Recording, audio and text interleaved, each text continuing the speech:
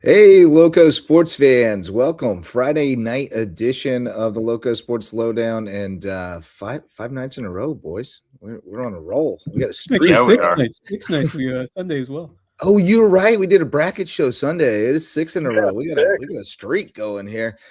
Pressure's on now, but we got a great show tonight. We got quite a few playoff games, including college softball, USCB softball, some baseball, some softball, some soccer. As the great John Rothstein would say, we sleep in June, July. He says we sleep in May, but Amen. Yeah. Amen to that. So we do have a lot of games to talk about, but we also have some special guests joining us tonight. We'll be talking with Coach Jay Scarbro and star center fielder Slaide Burd from the Hilton Head Christian Academy baseball team as they are getting ready for another state championship series starting Monday. They'll have Cardinal Newman in the state championship series. And I'm guessing we'll talk to Coach about. We'll find out tonight who's got the first game at home because we were wondering aloud. Right. I'm pretty sure it's Cardinal Newman. That's what Lou. Oh, is it Cardinal Newman game one?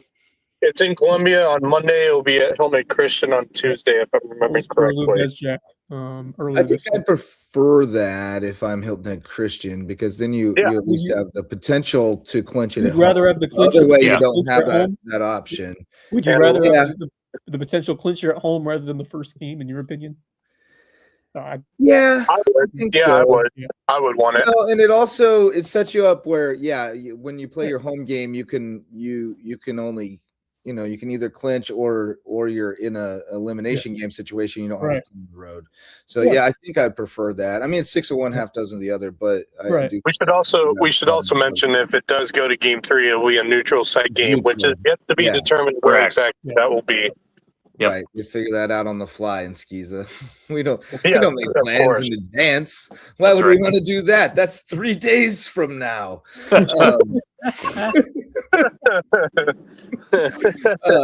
all fun aside, we're going to talk with those guys about what's been a phenomenal season, not just season, but like a run. The last 3 years has been just incredible what they've done over there, and absolutely. No drop off, and that's pretty hard to do over that course of time. So going to be a cool show tonight, and it's brought to you as always by Mickelson Law Firm and WHHI TV, our all-star sponsors. Mickelson Law Firm been with us since the beginning. They started us off, the first sponsors here at Loco Sports, and they've been helping us out ever since. And they can help you with your legal needs down in downtown Bluffton, right at the corner in Main and Main in downtown Bluffton. And they're our official real estate closing attorney and the presenting sponsor of our Hilton Head Christian Academy coverage. So, of course, they're going to be excited to see that we're talking with Coach Scarbro and Slaide Burd tonight. And Slaide made a little news last night, so we'll be talking with him about his change of plans and what that's going to mean. But we'll stop for a little while we wait for Slaide. But a lot of scores to run down tonight, and I'll get you a ticker going here in a minute. My cat's driving me crazy. Wes, you and I were both tracking it this afternoon, and USCB fell behind early 4-0 to Georgia College, and then made a heck of a comeback, and it seemed like they had actually rallied to take the lead. And I'm not sure what happened there because I wasn't watching the actual game broadcast. I was watching the stats, and it originally said that they went ahead 5-4, and Whitlock singled and she drove in 2 runs, and then it was 4-3 again, and she was out on batter's interference, which I'm guessing meant that she was out of the box when she contacted the ball. I mean, that's the only thing I can think of. Maybe that, I'm not sure exactly how that went down, but nonetheless, unfortunate. It seemed like a quirky play that took the go-ahead runs off the board, and then they ended up losing 5-3. And as we've discussed, it's a single elimination tournament, which is kind of wild for baseball and softball that they do it that way. I mean, that's that. Yeah, I guess softball makes sense in like a small, sense. I guess you could say this, but I think double elimination is still the best way to do it. I do too. I just think it's too fluky of a game. It really is. Softball to it really is. I guess just because you have your best pitchers normally. I guess it's different in baseball, but even so, the randomness of it is. But Yeah. I just think singles crazy in that sport. But yeah, I agree. But at the same time, like they played each other 3 times all season. So it's like, we Right. know who's Yeah, who. I mean, they were the higher seed. I mean, they had the better the performances today. Although I mean, certainly USCB put up a good fight, and it's certainly now you wish that you weren't losing a couple of those key components of standouts that you are for that team. But hey, you got the opportunity to go into the transfer portal and see if you can pick up some new additions and look to build your squad from there. But I guess this thing's the most for Madison Murphy, who obviously senior, had a tremendous. She was excellent. The runs that were given up early, there was some unearned runs. There was an error that factored in. So I'm not, you can't fault her too much for how that start or how that game went.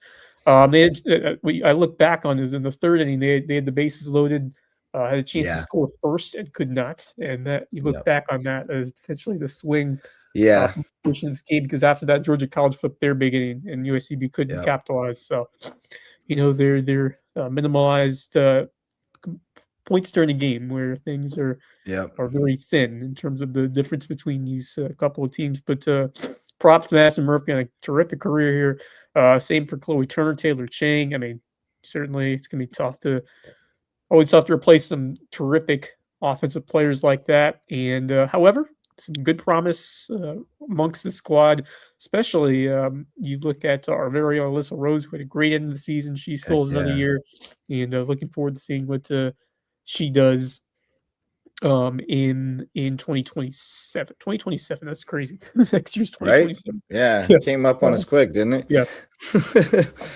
I hope some of those, maybe one of those girls is going to stick around in the area and wants to start her coaching career, because I still need some help over at Hardyville. Definitely going to need some help next season.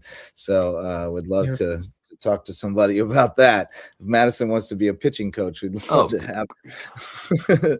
Looks like we lost Max to the Gremlins, but we've still got you good, Marcus? You look confused. You good, Marcus? You hear us?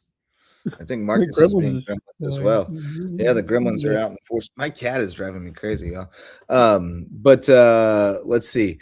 Sticking with softball, lots of action tonight. Only a couple of high school league games, actually. We lost. A couple more teams wrapping up their seasons, including Hilton Head Seahawks at Gilbert's tonight. Yeah, I was going to say Battery Creek softball was also playing. I was going to see how they were doing. They're down 8-2 to Waccamaw. So looks like it's going to be end of the road for them as well. They're in it's not over yet. It's in the 5th. But then the Skeeza softball state tournament got started as well. And JP2 went 1-1. They won 3-1 over Heathwood Hall and lost 9-1 to Wilson Hall. So they'll play again in the morning against Heathwood again, and if they beat them, they'll play Wilson Hall at 11:30. So they play Heathwood at 9. In the 3A bracket, Carlton Prep with 2 one-run wins. They beat Williamsburg 8-7 and Calhoun 6-5. So they're in the catbird seat. They'll get the Williamsburg versus the Calhoun Williamsburg winner at 11:30 tomorrow, and then Kings Academy beat Cross 13-12, and then Cross lost 16-6 to Lee Academy. So they're out in 2A. So that's what we had softball wise. As you mentioned, Hilton Head baseball knocked out 5-0 at Gilbert in that game that was rained out and made up tonight. So into the road for that young Seahawks team, but really young squad that's going to be good for a while. Their JV was solid too. And then some soccer, girls soccer on tap tonight. 2 Lowco teams advance in 4A. Hilton Head 2-0 over South Aiken. Bluffton 4-0 over South Florence, both on the road. May River lost 4-0 at Gray Collegiate. So we got 2 teams doing battle. You know who they have next off the top of your head? I believe Gray will get Hilton Head. Hilton Head goes to Gray. And then Bluffton will be at either Gilbert or Bishop England. Bishop England, presumably. Yeah. So Hilton Head will have to go to Gray. Maybe a chance to avenge the football team's narrow defeat back in the fall before Gray moves up to 5A. There you go. And then in 3A, Battery Creek, they got a first playoff win, maybe ever, but at least in a long time. And they fall in the second round 6-0 to Fox Creek. And then 2A, 1A, second round, Atlantic Collegiate blew out Hampton 13-0. And Bridges Prep with a 3-0 win over Woodland. They used 2 different goalies. Carolina Steckley with 2 goals. Callie Garrity with a goal and an assist, Chloe Connor an assist, and Chloe McCulloch an assist. So the Bridges Chicas move on. Yeah, and they'll get from tonight. Likely they'll get Academic Magnet next on Tuesday. Yeah, I think so. Academics a chore. Yeah, they're a chore. But so that's all the scores. Great win for Bridges. Great season that they've been having to play a solid Woodland team like that, and as you mentioned, Carolina Steckley with a pair of goals in that game. So Bucks look good in the soccer pitch so far. Congratulations to them. They're the only team that played at home tonight. I think everyone else was on the road. Yeah. Actually, you guys were at home, Hardyville. Yeah, we were at home. Yep. Our game didn't last too long. Lakeview was pretty good. I don't know how they got 6th place in their region. They were pretty good. That little girl was whipping it. They were tough, but is what it is. Sorry, I'm making this a ticker. We're still looking for Slaide Burd to join us here in a little bit, along with Jay Scarbro, to talk about Hilton Head Christian Academy baseball. But we've got a lot of stuff on tap tomorrow as well. Some more baseball. Yeah, I've been looking to find out what time those games are. I've not. The last time I checked Marcus a couple hours ago, I could not. Obviously, I guess what's happening is they're trying to wait and see in terms of what the best time would be in terms of weather, because we do have some rain. Yeah, there's definitely some of that going on. Bridges is going to try to play their baseball game early in the morning. From what I checked, 10 a.m. No, I have not seen an early start. There's a lot of that going on. Yeah. It looks like the rain in Bluffton is going to be early, so especially soccer. I wouldn't be surprised if they play that one later afternoon or evening. Right, because they got turf. Yeah. And baseball also has to play tomorrow. May River in the district championship against South Florence. So both the Shark baseball and the soccer teams will be home tomorrow. Still trying to find the start time for those games. Last time I checked, they have not. And we will also have, we will also have the Reverence Iron Man going on over at May River for the wrestling folks. Max, welcome back. Marcus, welcome back from the Gremlins. Yes, indeed. Big time. I'm making us a ticker.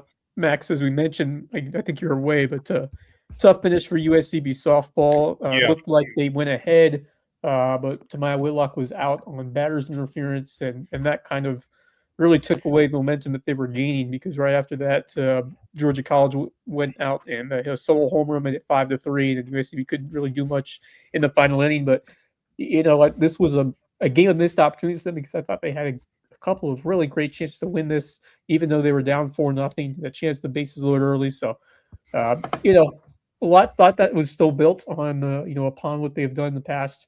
I like the direction this team is heading. Certainly, we'll miss all the seniors, especially Madison Murphy, Chloe Turner, and Taylor Chang, who were such important fixtures of this team. But you were, as someone who called a couple of games with me, I think that we are both going to be, optimistic and excited for what Cody Yessie is going to do with this team as the future comes here in the next couple of years, and especially with how she's built it, not just with the players that she's been able to add in terms of transfer or recruiting, but also players who she's kept on as alums, like a Jaden Goodwin, others, Devin Weller, who have been a part of this program, and maybe we'll see one or more, or who knows how many more join that staff, or maybe finally stick around here. So, exciting time for the softball program, and getting a higher seed they did last year, and once again, second year in a row, they have push their tournament opponent into in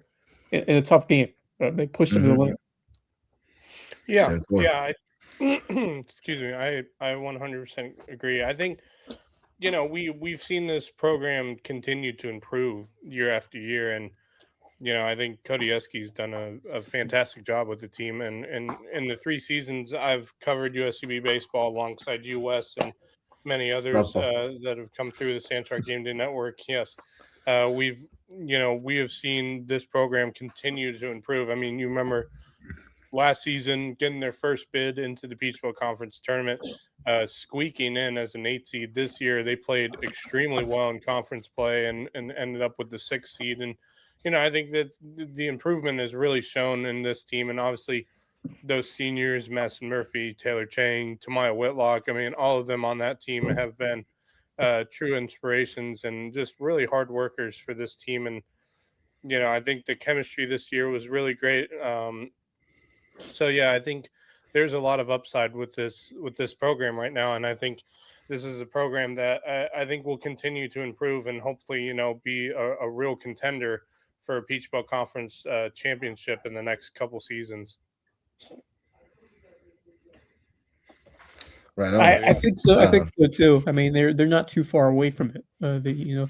Certainly you lose a quality number 1 pitcher in Murphy, so that's going to be the key. Is right. Emily Morgan's look good. Cassie Brundage has looked good, but you need. That's where you got to go in the portal. I think. Yeah.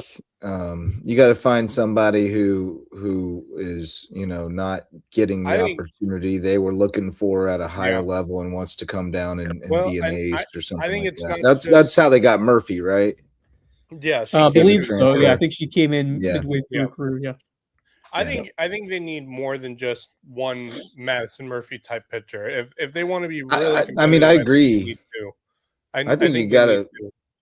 Yeah, it's just harder. It's a harder sell if they're not going to be the one, or they're not clearly going to be the one, especially if they're coming from a situation where they didn't feel like they got a lot of run. Right. They want some assurances, So it just it's a hard thing. You got to make sure you get one though. And then if you can get a 1B, you got to get a 1A. If you can get a 1B too, that's a bonus. Well, but at least they do have a couple coming back who have gained some experience. And I was going to say, I think they have someone as well in that group of pitchers that will return next year that I think could be that 1A or 1B type pitcher.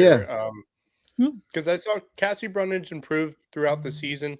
Emily Morgan improved throughout the season. Kylie Fisher really showed up in the second half of the season and had some really good outings. So there are 3 pitchers there who I think could be, if you bring someone in to be that top starter in the circle, and you have someone out of those 3 pitchers who can show up next season and be that really solid second game type arm, I think you have a really solid pitching staff if that happens. And if all of that stuff works together, you'll have a pitching staff that is going to be really tough to get hits off of. Yep. That's where it all starts. I mean, you got to have a solid pitching staff. Because it's if you could prevent the other team from scoring runs, so scoring a good amount of runs, it makes your life, especially in softball. Especially in softball, yes, it just completely changes the game when you have a dominant pitcher. But pitching can take you a long way in baseball too, and it certainly has benefited Hilton Head Christian Academy over the last couple of seasons, and again this year. Unfortunately, Slaide Burd not going to be able to join us tonight. He bailed on us.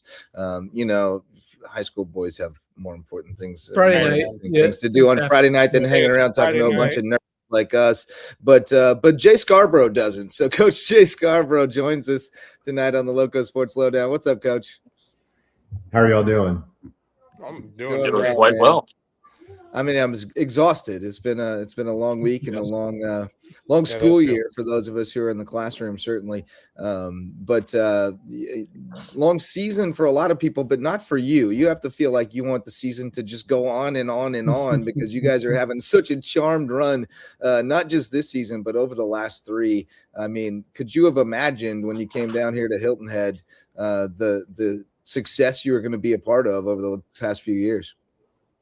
I really didn't. I've told several people this. I just really wanted to, get involved and help as I was able. Obviously, coached for a long time, and when Coach Wilkerson asked me to join the staff, he said, you're a pitching guy. You probably are just the right fit for what we need. And I still remember we had lunch. He said, if we really get our pitchers to buy in this next year, we can win the state championship. And I thought, well, I don't know what you have, but just hearing his conviction, he was like, we've got a good group. Well, he was right. We not only had a good group of seniors that 24 class, but we had obviously what we're still seeing the benefits of right now, a good young group as well. And I had no idea what I was getting into, but it has been a very, very special run. And man, I'm just glad to be a part of it.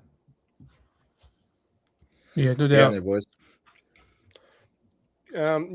Coach, I've gotten to get to know you over these past couple seasons. It's been a real privilege getting to talk with you about baseball things and stuff like that. We look at this team and, it's just, and not only is it a young group, but you have what is a program, not just at the varsity level, but at the JV level, at the middle school level as well, that is producing these players at an incredible rate, an incredible talent and skill set. You look at these teams, and I just see the true potential every year with this team. What is, obviously, what is the drive, the momentum? What is the implementations you guys put into these kids to help this program continue to be successful? Well, I think, it starts with a coaching staff that's really willing to buy in to what you're doing. And, from the first moment that I took over this past year, from the middle school group, the JV coaches, excuse me, even my assistant coaches on the high school team. I mean, we start every fall having coaches meetings. We talk through our defensive playbook. We talk through all the pitching principles, offensive principles we want to go over. Obviously, Eddie Rodriguez speaks into a lot of those things. He's so good with our hitters. And just top down, we've had a group of coaches that have really bought in, and they've just said, okay, coach, however the practice time's set up, however preseason sets up, we'll just take off and do what you all are doing there. And they've done a fantastic job. Go ahead, Wes.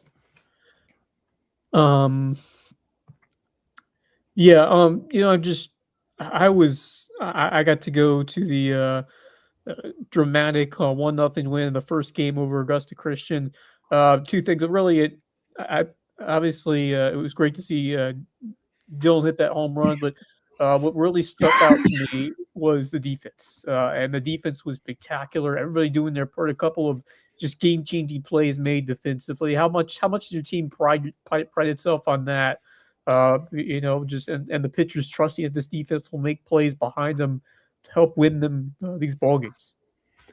Yeah, this group I have been so impressed with. I was actually telling somebody at school this today.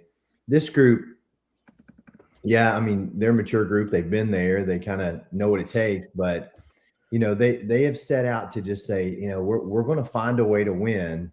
If we have to win 1-0, we're going to win 1-0. We're just going to make plays. If we need to win 9-5 or, whatever the game looks like at the end, we're going to be on top. And so you just kind of, again, it's not something that they really talk about. It's just more of just who they are as competitors.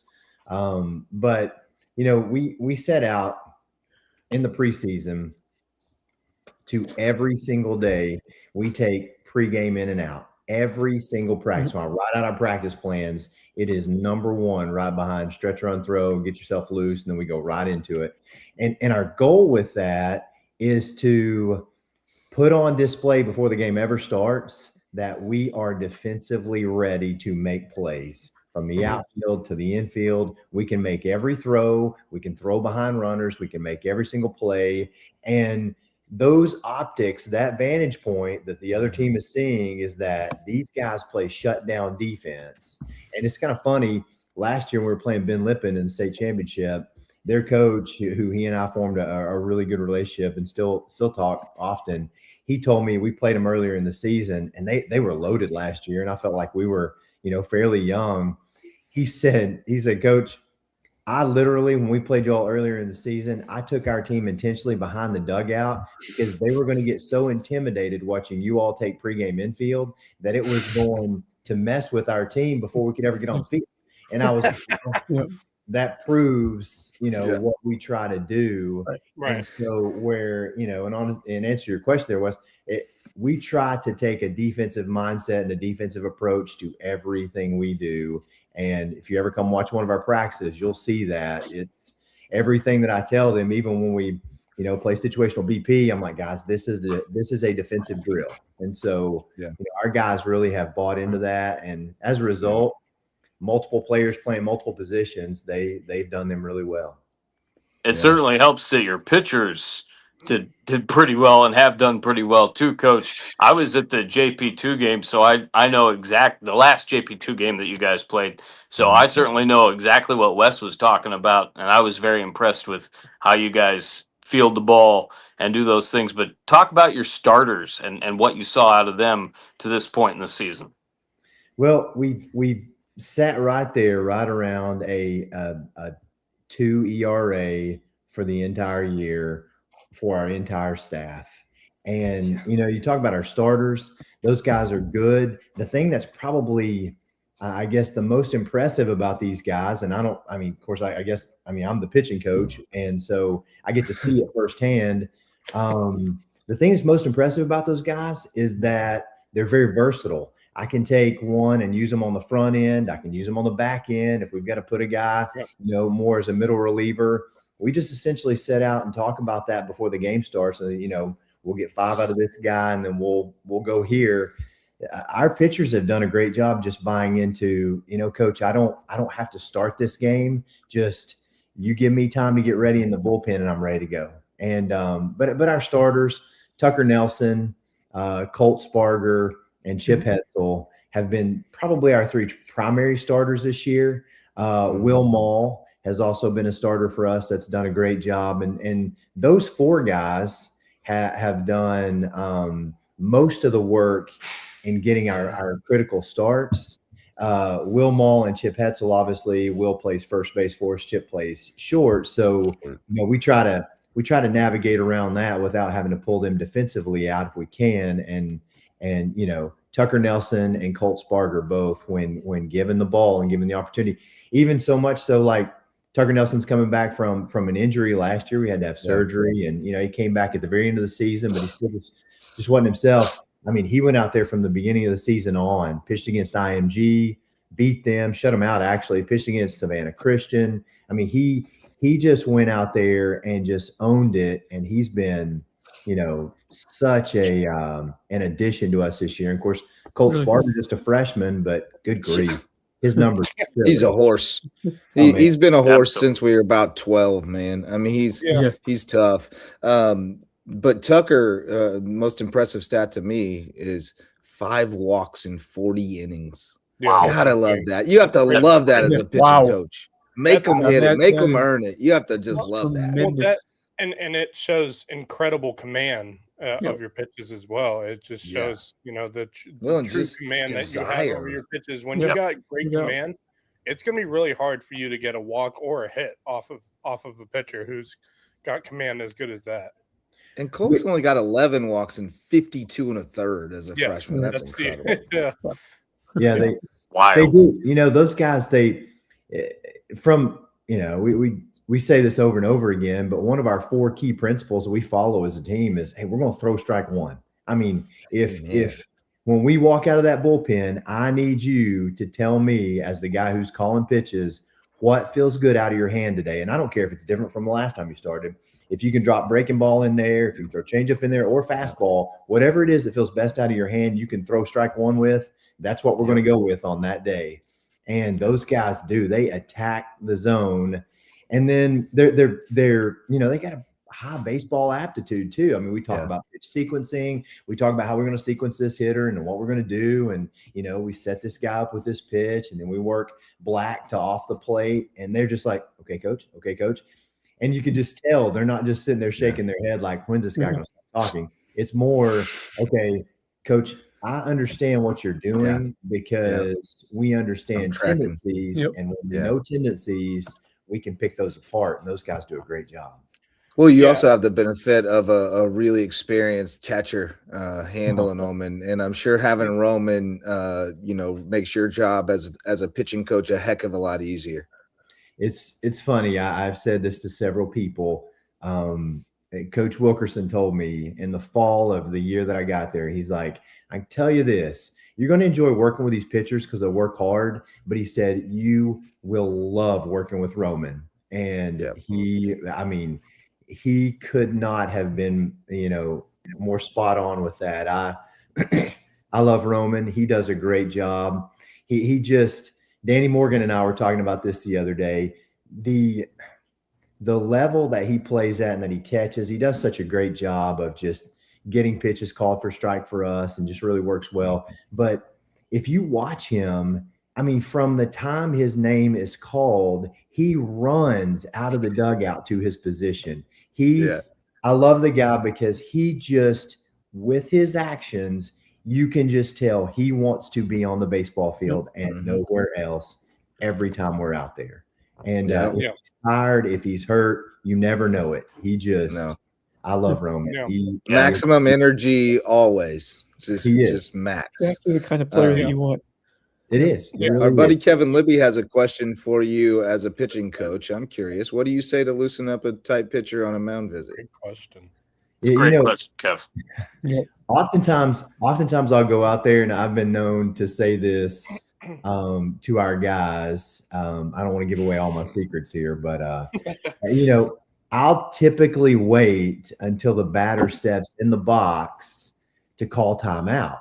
And then when I get out there to the mound, I'll be like, hey, guys, we're just breaking his rhythm right here. That's all we're doing. We're just breaking his rhythm. He has been on top of it today. So he just got in the box thinking he knew what we were about to do. We're just totally messing with his rhythm. And then other times I'll walk out there and be like, hey, listen, this guy thinks that we're creating the best pitch that's ever been thrown in the game of baseball. We're not. We're going to take our fastball and we're going to throw it right by him right now.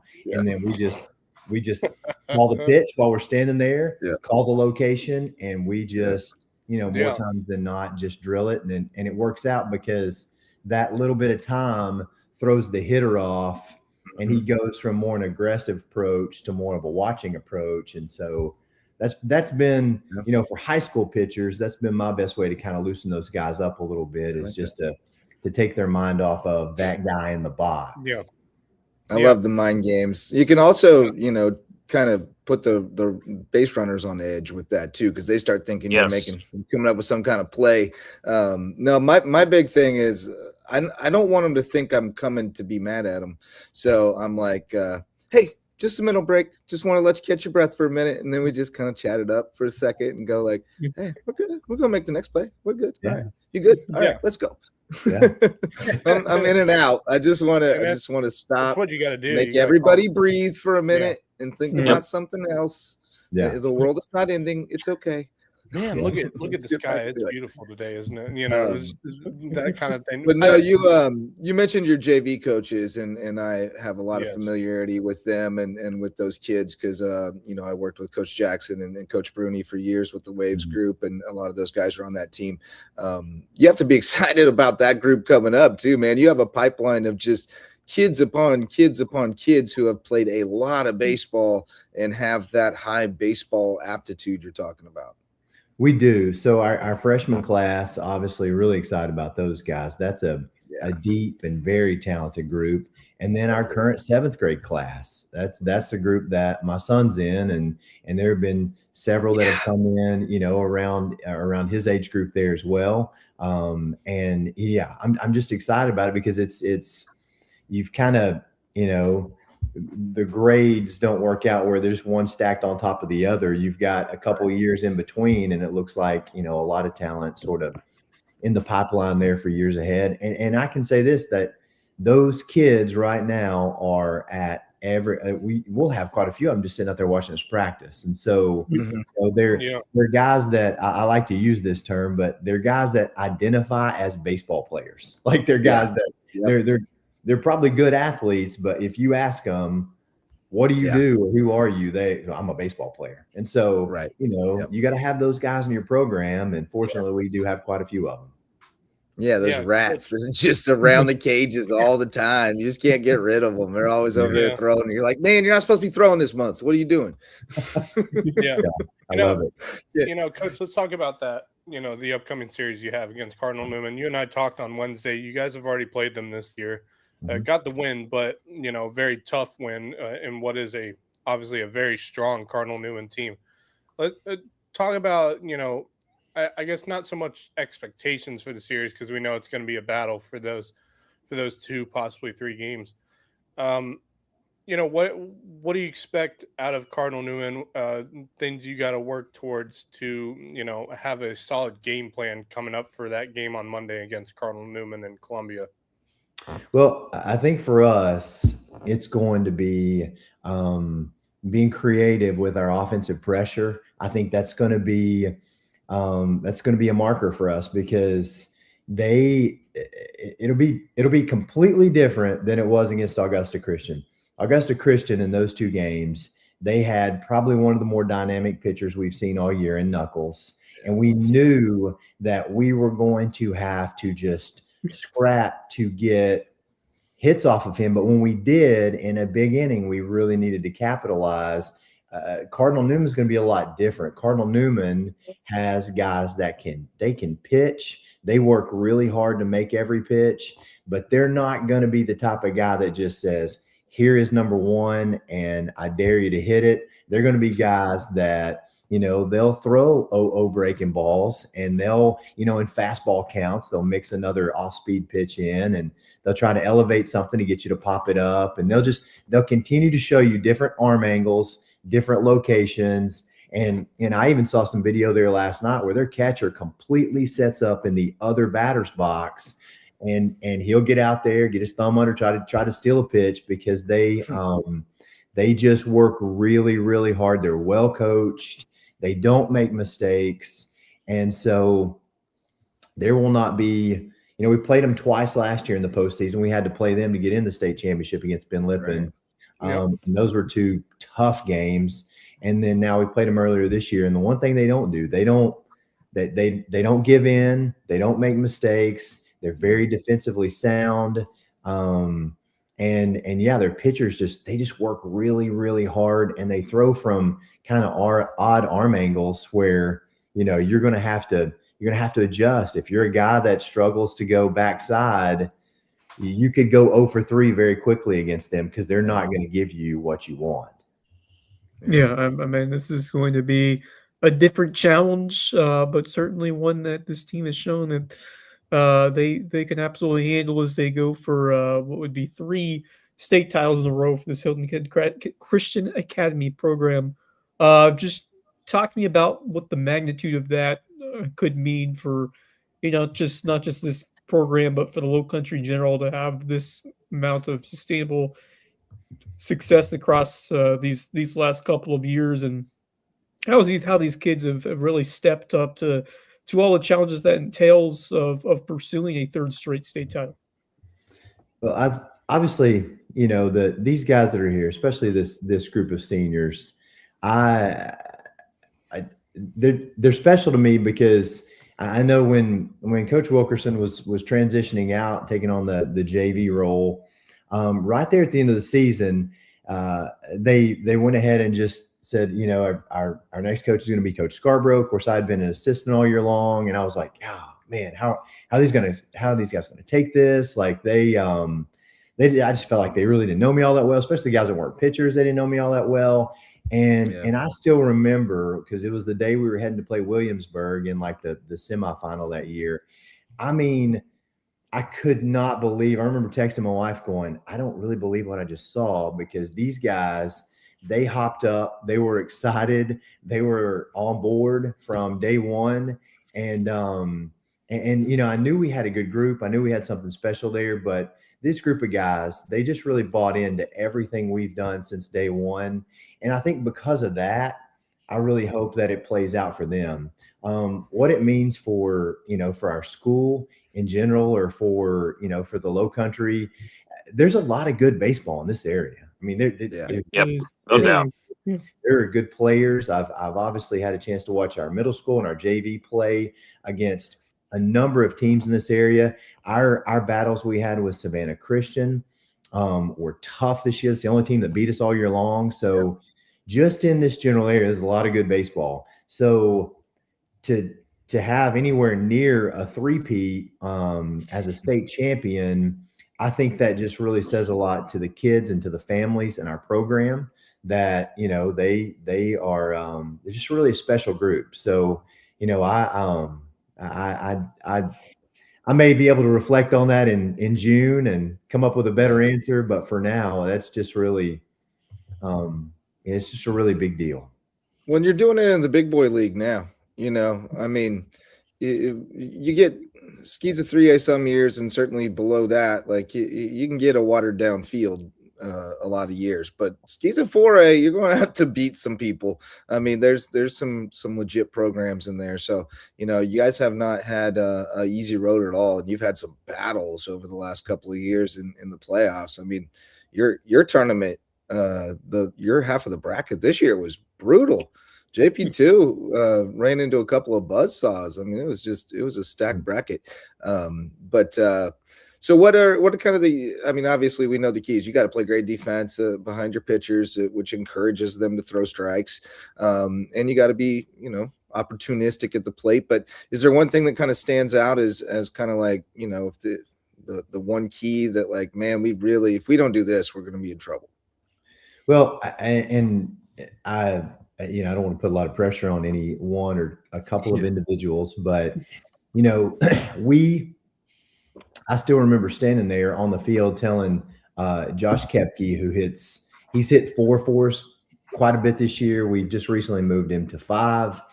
He has been fantastic for us this postseason. And what we felt like would play out has truly played out, where there will be times where they won't pitch to Slaide. They'll pitch around Slaide. They'll be happy with just walking him. We can't expect Jackson Richardson there in the 2 to just get a hit every single time. It may be that they walk Jackson and then they just turn right around and choose not to pitch to Roman either. And so if we're sitting there with multiple base runners on less than 2 outs, Josh has to come up and capitalize. Chip Hetzel has to come up and capitalize right there. And those guys this postseason, Chip and Josh, have been great for us. And so, looking at this series, I think those are 2 critical guys where you look at, how do we produce runs? It's going to be those guys that really probably, I would think make it happen, because, it is that to that point where you just, because they can't let Slaide and Roman beat them, right? Well, like as a coach, you just can't let that happen. Well, one of the funnier things that's happened this year is we played Hanahan at home back 3 weeks ago, right there around spring break. And Slaide came in the bullpen when I was trying to get our pitcher ready, and he had a good friend over there. And Hanahan's good. I was super excited and surprised that they were willing to come down and play us, and they're good. And Slaide said in their dugout they had written right below the lineup card, "Do not let Bird beat you." That's all they said. And Slaide said his buddy that's on the other team over there told him that's the one thing listed in the dugout. Well, Slaide went like 4 for 4. He almost hit for the cycle. He scored 3 or 4 runs. He drove in another 3 or 4. We beat him like 14-3, and really what they had put there in their dugout just was something that I don't think they, looking back on it, they didn't manage it the way they wanted to. Right. Well, they didn't commit to it. Yeah, and I feel like Cardinal Newman is not going to allow that to happen. They're not going to say, okay, this guy or this guy or this guy are not going to just flip the series upside down. We're going to make you beat us with other guys. And so I think Chip Hetzel and Josh Koepke will be critical for us, because they're good hitters. They're really, really good hitters, and they've both had really good postseason. And I think if if we're sitting here as state champions this time next week, it'll have a lot to do with those two guys. Good answer. Slaide, as we mentioned earlier, Slaide had been committed to Georgia Southern, but he switched it up last night. I saw he announced that he's going to be a Hatter, joining his big brother Steele at Stetson, which is super cool. Slaide's numbers this year, I just want to put in this in perspective for y'all. Oh boy, here we go. He's batting 630. That's his batting average. 630. Wait, hold on. With a 703 on base. You ready for his OPS? Yeah, not enough. It starts with a 2.024. Wow. Yeah, no, that's not He has impressive a whatsoever. 2024 Wow. OPS. He has 51 hits and 81 at bats and 112 plate appearances, which is outrageous. 14 of them doubles, 6 triples, 10 home runs, 37 RBIs, 54 runs scored. He's walked 18 times, struck out 6. Only once looking. I bet it wasn't a strike. 9 hit by pitches, a sacrifice bunt, 3 sac flies. He's reached on an error once, and he's 25 for 27 on stolen bases. It's a pretty solid year, Coach. That's Yeah, phenomenal. it's funny. No, that's a typical season. It's easy to win when you got that at the top of the lineup. Nothing special there. There's nothing special there. That's Slaide Burd. I have no idea who he is. That's crazy, guys. The bird is the word, ladies and gentlemen. Yeah. You know, one of my favorite stories for the year, it involves Slaide. We were playing Savannah Christian at home, and it was kind of late in the game, and Slaide hit one, and from my vantage point this year is the farthest home run he's hit. He hit it way up into the trees. I mean, it went probably over the road out there at our park. Well, when he did, their dugout came out, and he kind of looked in there in the dugout, and then our guys were yelling kind of back and forth. They're just kind of getting kind of chippy. Well, just to try to do the right thing the next day, I called their head coach and I said, Coach, I just want to be sure, obviously our guys didn't say anything inappropriate, or if they did, we need to try to handle that and get out ahead of that. And I like Matt a lot, the head coach at Savannah Christian. He's a good guy. We formed a good relationship.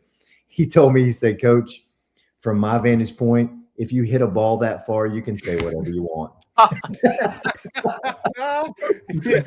Amen. I think any true baseball guy would say the same. Like, hey man, if you don't want him to talk, don't let him hit one over the trees. Like Max Muncy, go get it out of the ocean. I like that one. No, that's great. And I know Matt a little bit. Matt Oglesby, right? Yeah, he's a good guy. Yeah, Matt. So Matt played a small world thing way back in the day, even though he was from Savannah. There was a short time where we had Legion teams, not only in Hilton Head and Beaufort, but also in Bluffton. They started one up, and there was not a Legion team in Savannah at the time. So Bluffton got Savannah as their territory. And so they were able to get a couple of kids, and the team was not good, but Oglesby was. And then I think he ended up going on and playing at Savannah State, if I'm not mistaken. But because I kind of kept track of him after that. But yeah. That's a great story. That's a great story. Yeah, he's a good guy. He's a good coach too. And come to find out, there really wasn't anything. He just was like, yeah, he didn't say anything, but he didn't say anything inappropriate. No one did. It's just a good high school baseball game. So yeah, man. Well, and look, these kids today, they talk like that's part of they do that, and they're okay with it. Like it's just kind of part of the culture now. I think in a way, the chirping. I mean, sometimes it can go over the line, but I think for the most part, it's all in good spirits. I want to hear your thoughts on. I said I was at that the first game against Christian. How special is it to see a hero that some people we talk about Slaide, we talk about others Jackson, but just to have Dylan Jem be the hero in such an important game with that home run. I mean, that had to be special for not just them, but the entire group to see someone like that come up big and not just, deliver in a clutch moment, but a pitcher against the pitcher who was nearly unbeatable that night. Dylan. Yeah, I was so happy for Dylan because I can, I say this about probably, all of our guys, but Dylan's a genuinely good kid. He's a genuinely soft-spoken, nice kid. He just kind of always seems to do the right thing. And he's a real hard worker too. I mean, you look at our fall workouts. I mean, he's a weight room guy. He's always in there working incredibly hard. And the funny thing about it was that day he grabbed Coach Rodriguez and he said, "Coach, something's a little off with my swing." After we took pregame, he said, "Can I go down there and get a few extra swings in between the time we take infield and the time that we, do starting lineups and all that?" Eddie took him down there. They worked on some things. And, he had a couple of good looks at Knuckles early on. And then I've watched the video, I don't know how many times. Yeah. He went up there and he's literally standing on the plate. And he's like, if I get an elevated fastball, I'm going to drill it. And he did. He went up there with over the treehouse. Oh, one focus. And I was super excited for Dylan because, he's come over this year and played a real critical role for us. And from literally day one, our guys have just embraced him. He's been a great fit for our team. And so, for Dylan, I was so happy for him, so excited. And you could just tell his teammates were too. They were thrilled. Hype. I mean, they barely let him get to home plate. They're trying to throw the water bucket on him between third and home. The umpire had to hold him off for a little bit. But no, it was awesome. And you guys have a tremendous atmosphere over there. And if all goes well, you'll have a chance to clinch it at home. You heard us talking about it. Do you agree? Would you prefer to play game 1 on the road and then game 2 at home? Or yeah, I'm certainly no expert in 3-game series, but I do know the last 2 years, game 2 has really, really worked out for us. I believe game 2 has been at home both times. Yeah. Obviously, the first one, it was the clincher. The second time, you guys came from behind to force game 3. Yeah. And so, it's been that for us because our team, and I've said this for the last 2 or 3 years, I've said, guys, if you want to be known as a real legit program, you have to be a different animal at home than you are anywhere else. And our guys have bought into that completely. And we are in our home park over there. We are a really, really tough team. That's not to say that we're unbeatable, but I mean, we have won a lot of games in a row at home against teams. What is it, like 25? Somewhere around Toby there. knows. Toby knows how many it is, but you haven't lost one the last 2 years at home, right? That's correct. It's been like since March of last year. Was it Hilton Head Prep that got you at home last? No, actually, it was a team out of where I was from East Tennessee, Sevier County. Beat us up. Oh, yeah. Okay. Yeah. But if you look at that's been a big deal for us. Is we played well at home. So that game 2, either you're winning it all in game 2, or you're getting a lot of momentum back in game 2. Mm-hmm. And so, I really, really want game 2 at home if at all possible. Yeah. Unfortunately, it looks like right now, if weather and everything else works out, we should have that. 10-4. Yeah, although, we'll see how the weather plays out. You never really know around here because it was like supposed to be a ton of rain today. We didn't get much rain at all. So you really, we'll never know until the day of. Might be coming tomorrow, that's for sure. Yeah, it's super unpredictable. But, well, hey, Coach, thanks so much for making time for us tonight. And congratulations on another phenomenal season, no matter what happens next week. But we're certainly hoping that maybe Tuesday night we'll all get to go out to the cage and watch you guys clinch a 3rd one in a row. Well, I would love that, and I hope to see you guys out there. Thank you for all that you guys do for high school sports and programs like ours. It really does mean a lot. Yes, sir. Thanks a bunch, and we'll talk to you real soon. Okay, sounds great. Thanks, Coach. Have a good one. See you, man.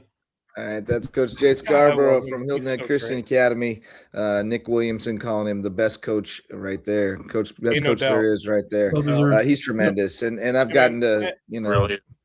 I know you've gotten to be around the program a lot, Max, and I've gotten to be kind of tangential to it too because our Waves team worked out over there a lot, and Jay's obviously always around, and just a super personable guy and tremendously knowledgeable about the game.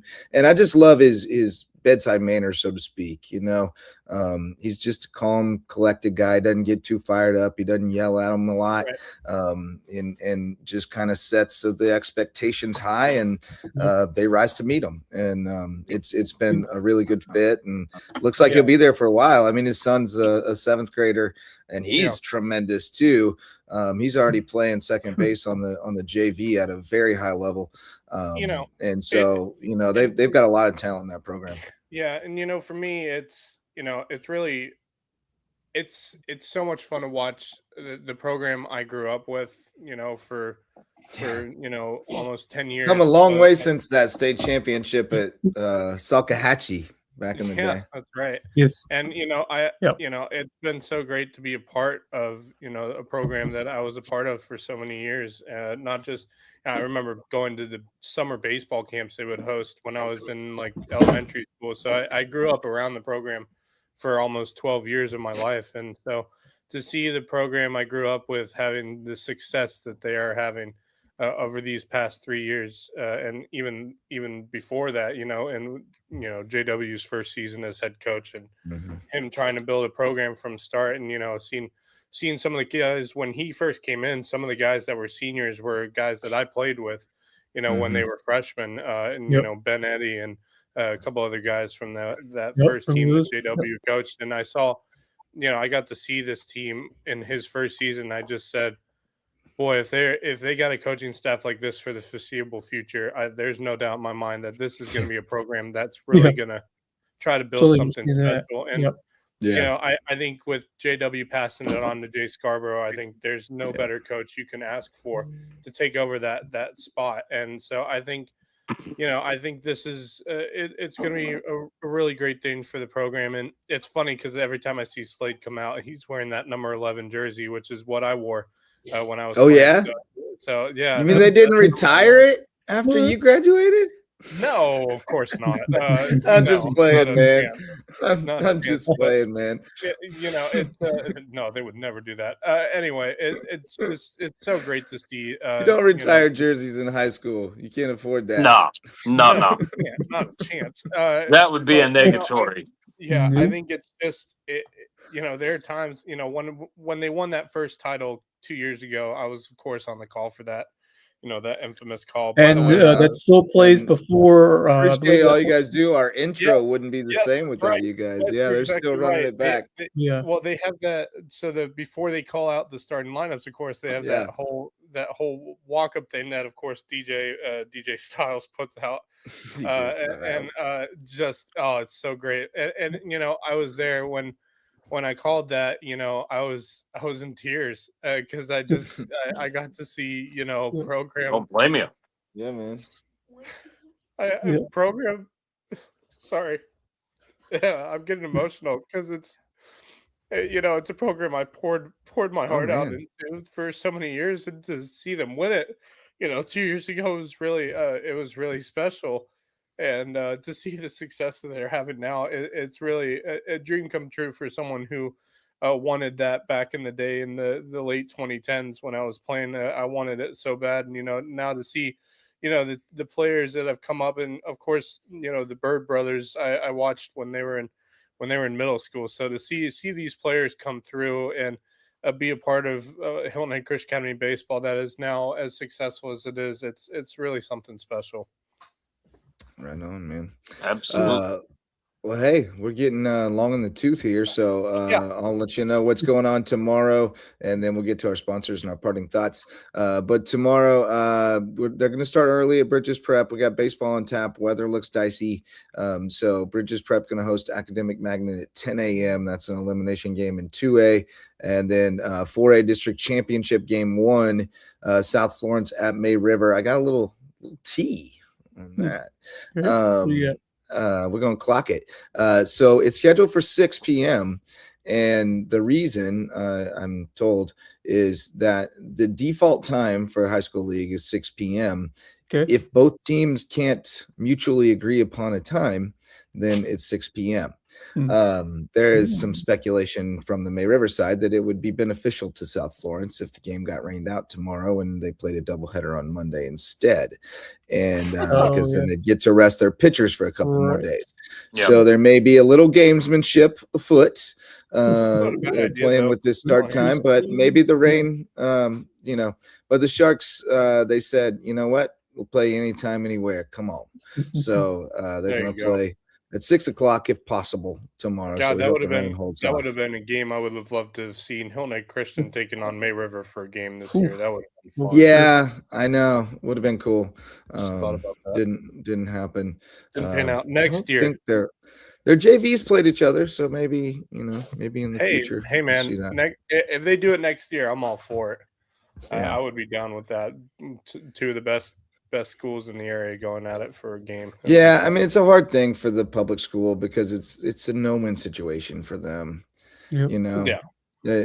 If they win, they're supposed to win, and if they lose, then oh my God, they lost to them. Now all their guys are going to transfer there, which is not going to happen. Well, and the thing I would say, well, yeah, that's. But that's the narrative.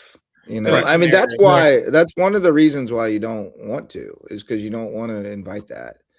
And that those coaches talk to each other, and sometimes guys go one way or the other, and they get in their feelings about it, and decide, you know what, we're not going to play them anymore.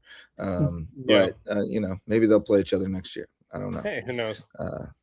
Scarborough's great, man. I don't know how anybody could not get on with him. He's just a pure baseball guy, and he's built he is sustaining a heck of a program. Yeah, they didn't play prep either. Maybe they're making people mad, I guess. Nobody wants to play them. Hey, the better you get, the harder it gets to schedule. That's real. That's true. Because people don't want to play you when they know you're going to beat their ass. Sure. And then we got some soccer tomorrow. Wes, did we ever get to the bottom of time and place? You're looking for a time for that one as well. I have not seen anything definitive. I checked their Instagram. I have not seen anything yet. I just think it's just, of course, we know how unpredictable the weather is. Yeah, I guess that's the factor for. I mean, they say it's supposed to rain tomorrow and thunderstorms, or at least rain through the night. Well, the turf will be able to handle it won't if it gets. Well, that's the thing. Baseball is a different story, but with the football. Yeah, but the prep games in Columbia, I don't know what the weather's supposed to do there. Yeah, that's true. Not sure what will happen with that the state title game. It depends on where it could impact things. And then we got soccer, boys soccer. We're not sure what time. Hilton Head, May River, at the Tank, and then we also have Colleton County hosting Airport for a softball elimination game in 4A, and the continuation of the Skeeza State Tournament, where JP2 will play Heathwood Hall at 9. If they win, they'll play Wilson Hall again on 11:30 and need to beat them twice to advance to the championship series. Colleton Prep in better shape in the 3A bracket. They are the undefeated team, so they'll get either Calhoun or Williamsburg. They beat both of them today. They'll play both one-run games. They'll get one of them tomorrow at 11:30, and if they lose it, they'll have to play again. If they win it, they will advance to the championship series, which I believe starts Monday. Monday. Monday. Yeah. That's a quick turnaround. Only 2 days after the end of the I mean, you can do that. It's with okay softball, though. I think. Yeah, you can definitely do it with softball. Baseball is a different story when it comes to that. Baseball's a lot different, which is why they get a lot more time. I mean, it's going to be exciting Monday as well, with of course Hilton Head Christian getting their state championship series getting underway, and then your Harveyville Hurricanes will host Green Sea Floyds as well on Monday in the third round of the high school League 1A playoffs. That's right. Yep. And we're still holding out hope for an all Hardyville lower state final. If Royal can win at Charleston Math and Science, we shall see. But yeah, shout out to our sponsors. We got Hudson Seafood House on the docks. Great place for seafood sunsets and cocktails on Hilton Head Island, right on Skull Creek. Beautiful spot. Great food. Marcus says, get the slaw. And Coach Mullis says, get it Andrew style. Andrew style, yeah. The hush puppies too. The hush puppies too. I'm with you on the hush sweet, puppies. deep fried balls of goodness. Those things are off the hook. Yes. Yeah. Facts. They are. He's not lying. Only facts from Marcus Walsh. Check out Hudson Seafood House on the docks, presenting sponsor of Under the Bus. Check it out on the Lowco Media Network and hear what Curry Kirkpatrick, Bob Stevens, and Rich Basirko have to say and who they throw under the bus. Next episode coming Monday night, 7 p.m. Is the plan. So we'll see you there for Under the Bus. If you need a personal injury attorney, Twingen Twombly has a rare name, but they provide remarkable service at Twingen Twombly Injury Attorneys in Beaufort. And if you need to improve your view of the Lowco, our old friend Coach Barron from Hilton Head Prep hung up his whistle and started learning about a new kind of screens. He wants to improve your view of the Lowco at HHI Windows and Doors. And if you got to get the hair looking right, go to Jay's Barbershop in Ridgeland, the place to be in Ridgeland, whether you need a haircut or not. And while you're downtown, they got a lot of good tacos down there. Yes. And finally, wrestling. Reverence Wrestling Club is our official wrestling sponsor, presenting sponsor of the Lowco Grind, and the presenting sponsor of the Reverence Ironman tomorrow at May River. Wrestling starts at 10 o'clock, I believe. So I'll be over there doing a little volunteering to set up before and checking out a little of the grappling. So if you're a wrestling fan, get out to May River tomorrow for the Reverence Ironman USA Wrestling Tournament. Should be fun. All right, boys. That brings us to our parting thoughts. Marcus Walsh, you're up first, buddy. Well, we're going to start it off with tomorrow. Kevin Libby and I will be at the All-American Football Camp, 9 to noon for the middle session. And as we know, if it's lightning and thundering and everything else in the morning, we go to the gym. So that will be going on rain or shine.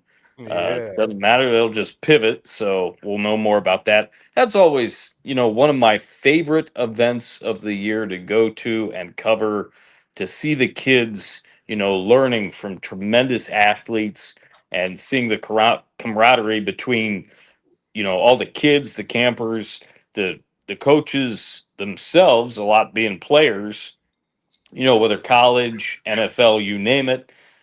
Coming together for a common good, and certainly BJ and Sarah do amazing work putting that thing together every single year, and it just seems to get better and better. I've been covering it predominantly since 2014, and I've had some amazing moments with some amazing star athletes all over the field covering that event. So looking forward to getting out there with the guy that's my right-hand man in a lot of ways, and that's how Kevin and I actually met, was that event. Wayne Morris talked to me about it, and he said, I'm gonna pair you with this guy named Kevin Libby, and I think you guys can definitely produce some great work together. And boy, have we ever. And I will say this. Did they also tell you what his character would be when they told you they were pairing you with him? You ham and egg it. Y'all ham and egg it. Wayne told me he's like, Kevin is a character. We work really well together. We make it work. We're I'm blessed to have him as one of my best friends and a great teammate for sure. We're looking forward to getting out there tomorrow and putting on some great stuff for you guys to catch soon on the news on WHHI. Heck yeah. Good stuff. All right. Next up, Max Raj.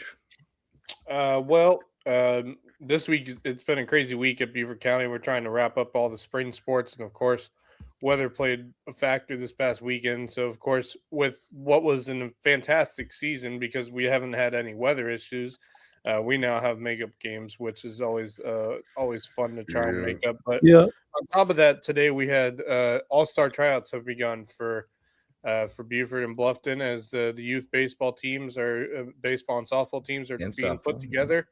It's a fun time of the year. And of course, Dixie Boys baseball season has just started in Beaufort County. So they're underway, and they'll be heading towards in the next few weeks or so, preparing for the All-Stars as well. So it's a fun time in Beaufort County. I'm very excited for it. It's one of my favorite times of the year to get to see these all-star teams play. And we have a bunch of district tournaments that are going to be played in both Bluffton and Beaufort this year. And Bluffton, I believe, is hosting a state softball tournament as well this year, too. Yeah, my daughter was going to be playing in it, and now she got a broken arm. Yeah, it's unfortunate. It's gonna be a busy year. All those district tournaments get started in June. That second week of June, I think it is when a lot of these are starting, and then state tournaments will be the later half of the month of June. So of course we got a big state softball tournament. I'll be out there for that in Bluffton. I think it's the 18th, no, like the 20th through the 24th or something like that. So we'll see.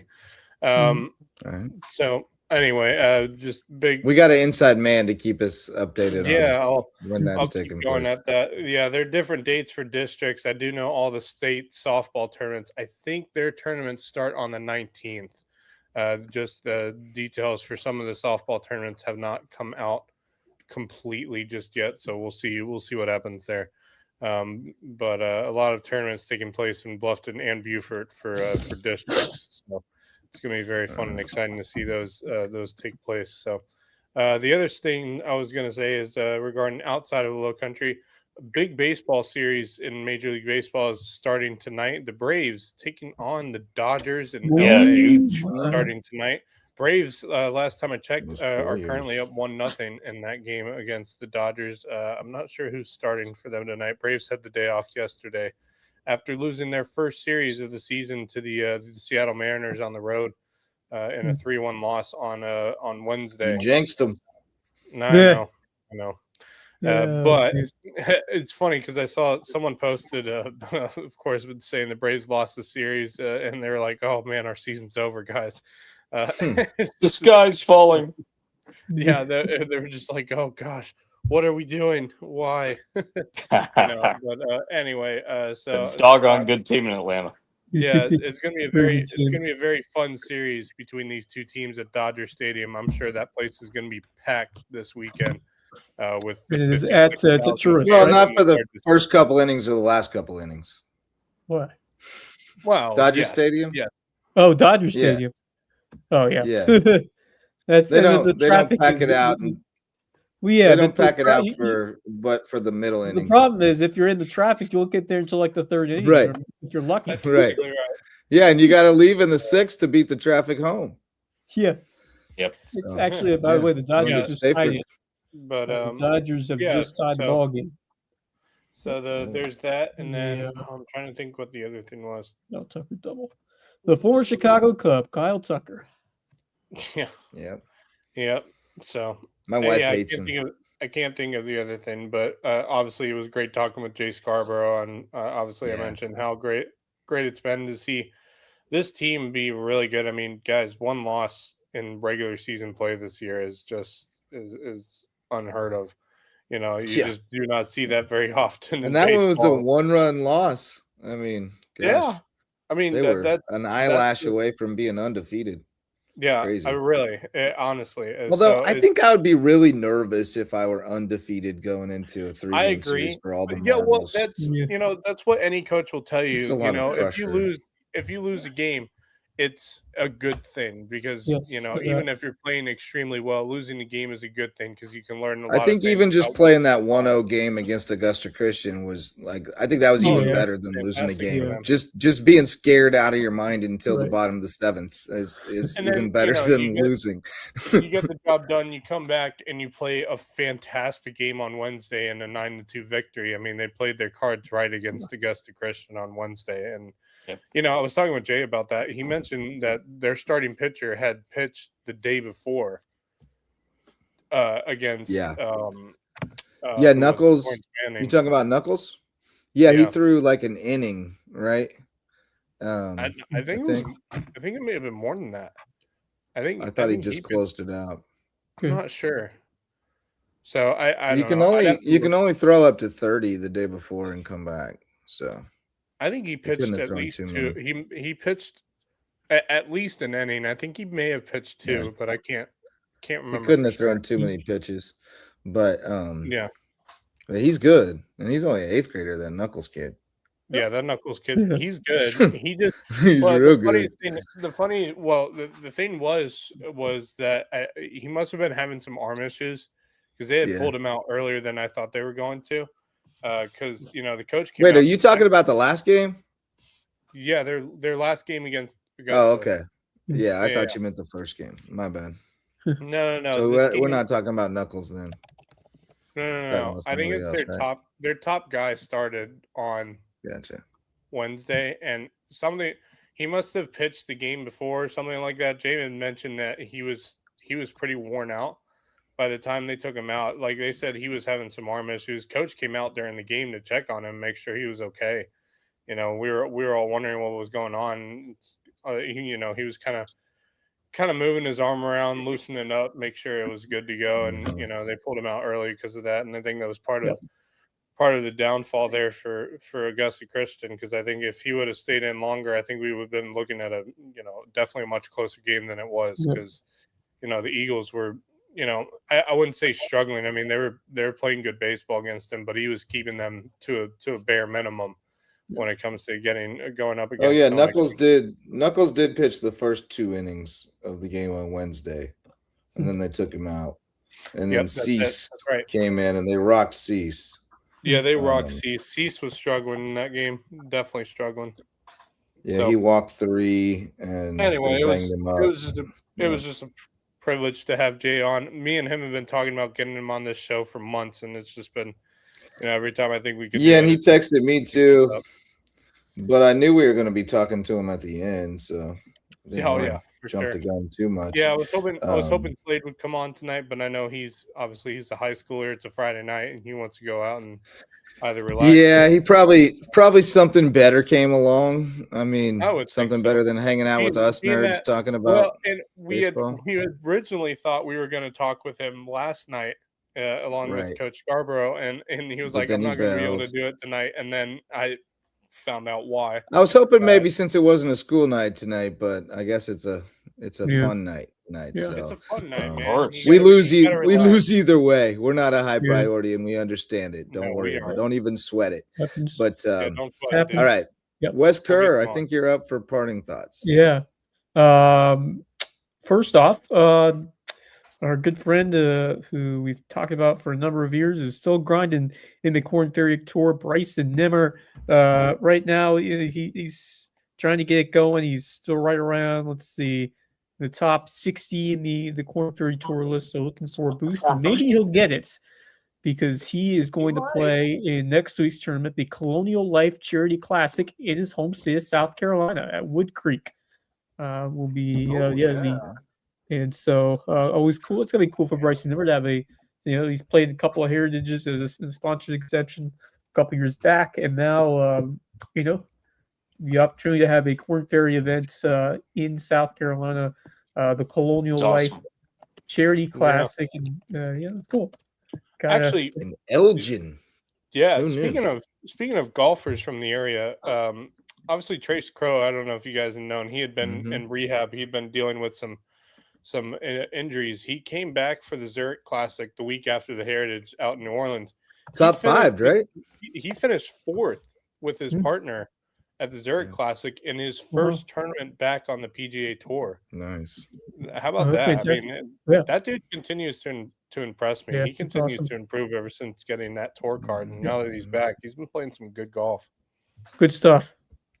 By the way, USCB right now in 10th in the Division II Southeast Regional.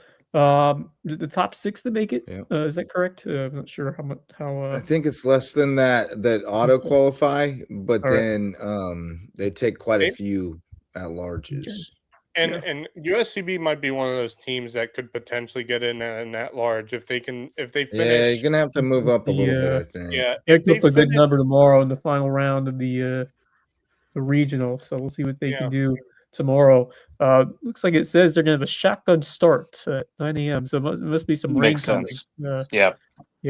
They're gonna. Looks like.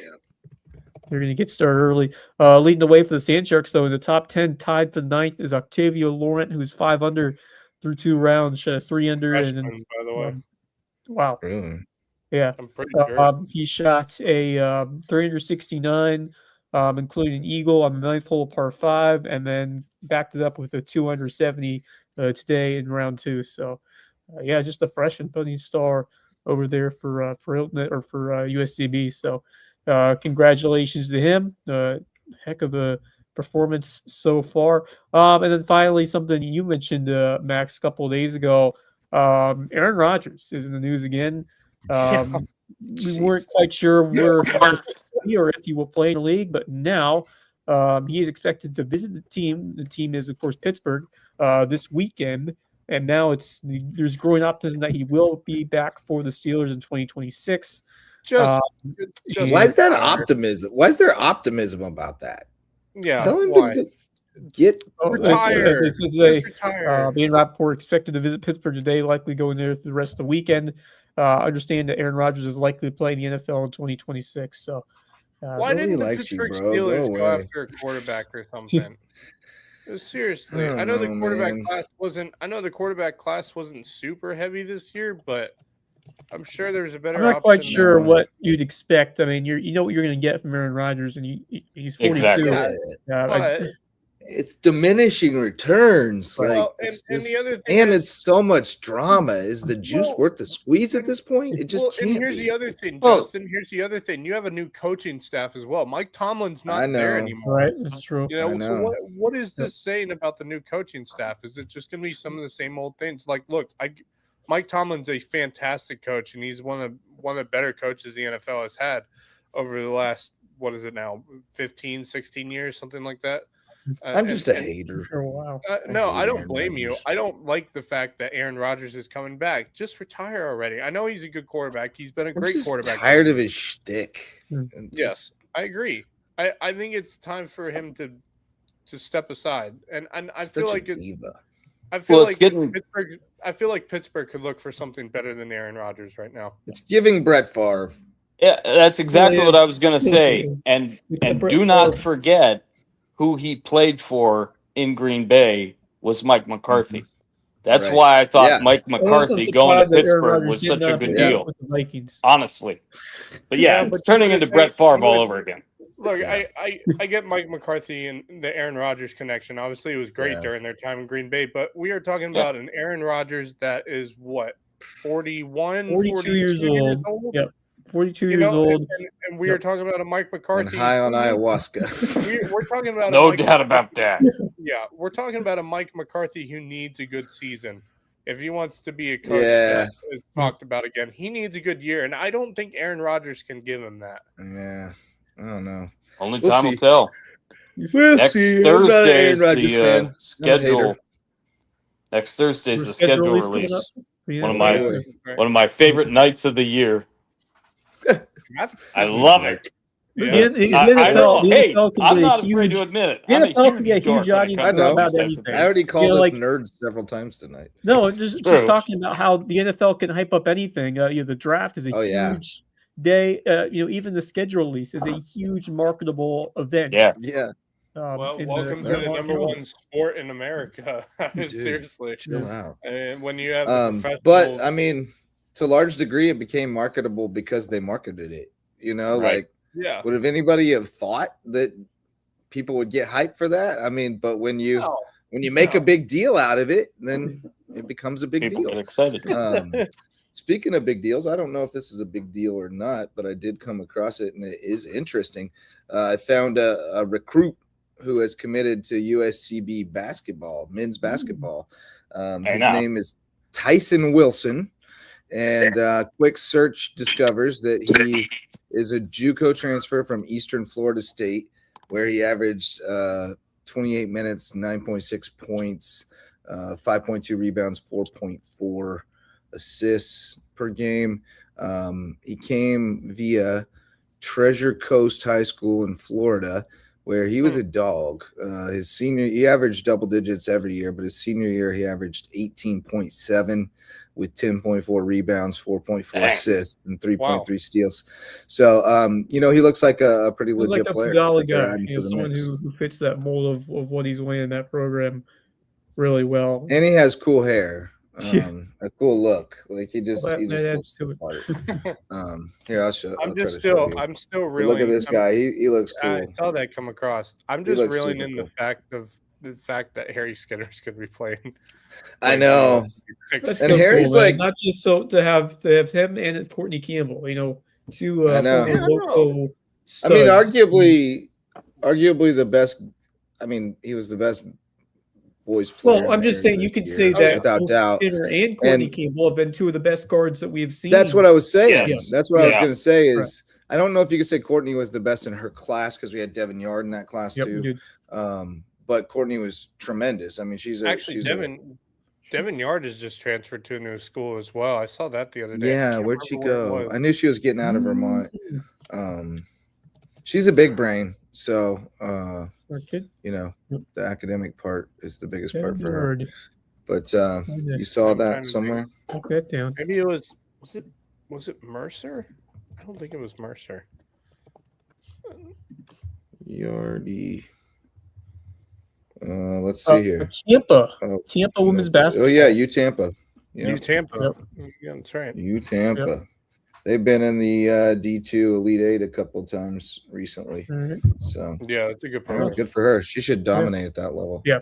Good fit for her. Yeah, there she is. Yep. There she is. Devin Yard. Welcome to Tampa. Yep. Outstanding. Good for her. All right. And the Chicago Cubs have just won their 10th in a row. Wow. The Yankees lost tonight, and the Braves are in action now. If the Braves should lose, the Chicago Cubs would stand alone with the best record in baseball. Wow. Man, that Cubs team is good. That Cubs team's really good. And here's the thing, though. Like, there's some smoke and mirrors right now with the pitching because, we've had bad luck with that. Steele's still out from last year's injury. Cade Horton went down in his first start of the season. And then Matthew Boyd got hurt the other day. Yeah. Doing something weird. I forget what it was. He was like hurt his back doing something odd, right? Like not something that you would normally hurt yourself doing. Well, yeah. The funniest thing is it was kind of the Braves to start out the season too. It was a bit. Yeah. I mean, and they're both really cooking. Well. I mean, they've pitched really well despite the injuries that they've had in the pitching department this year, but it was kind of smoke and mirrors for a while, and then some of these players are starting to get back on the right foot. But and our closer's been down, Palencia, and then homie, but like Colin Ray has been tremendous for the Cubs. Ben Brown tonight, he was sensational, super efficient with his pitches. So no, it's been a fun run, man. I hope they can keep it going. Could be a fun summer. Yeah. And finally, I just want to show love to my girls who saw it through this season. It's a hard thing to be a part of a team that doesn't win, and to show up every day and put in the work. And certainly not everybody did. And if everybody did, we probably would have been better than we were. But the ones who did show up every day and put in the work got so much better, and I appreciate them so much. And to our three seniors, I'll miss our three seniors tremendously, but I'm really excited about the youth that we have coming back, and just the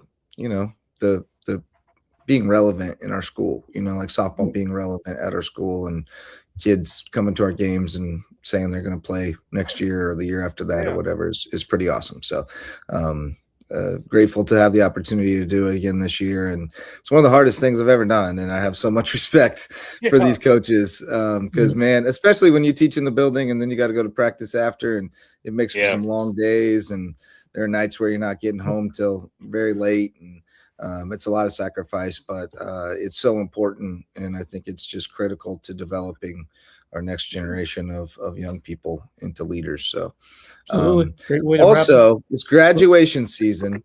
So much love to all the graduates out there. I know a couple I've seen come across. Kylan Simmons got his degree. Katie Ryan already got her degree at King. She's still got a year left. She's going to start graduate school. Jordan Slocum, Colleton County softball star. She got her degree from North Greenville. I'm seeing all these kids in caps and gowns and walking across stages, and I love it, the guys, including the people that work with me and Wes at the Sandtrack Game Day Network that graduated this year as well. Yes, congratulations to all of those who, especially those who did a fantastic job helping us out, game day staff, and all of the student athletes we got to cover. Congratulations and best of luck in the Go get it. Yeah. Go take on the world, babies. All right, great show tonight. We will tentatively plan on having a show tomorrow, but we may scrap it if there's not a lot of action that gets played. Before we get off the air, I'm still trying to find, trying to check one more time to see if that soccer game has been updated in terms of that start time. I have not seen anything yet. It looks like baseball. You said 6 o'clock likely. That's crazy. 6 o'clock is the scheduled start time for baseball. Right. I'm not on the parent square for soccer, so I don't have the inside information on that. I have not seen anything updated yet. We will find out tomorrow. Yep. 100%. I find it crazy how we can't find a score. I don't see nothing. Or a time. Yeah. Well, it may be a little in flux due to the weather. Yep. Especially since it's a short trip. It's a 25-minute trip, so you can wait till morning to decide on a time if you need to. Very true. All right, boys, good stuff tonight. It's been a fun week, rounding up all the playoff results, and had some great guests as well. Thanks to Jay Scarbro for jumping on with us tonight, and best of luck to HHCA baseball as they go for a third straight state championship next week. We'll be here to tell you all about it. So for Max Araj, Marcus Walsh, and Wes Kerr, I'm Justin Jarrett. Thanks for joining us this Friday night. And until next time, go Lowco.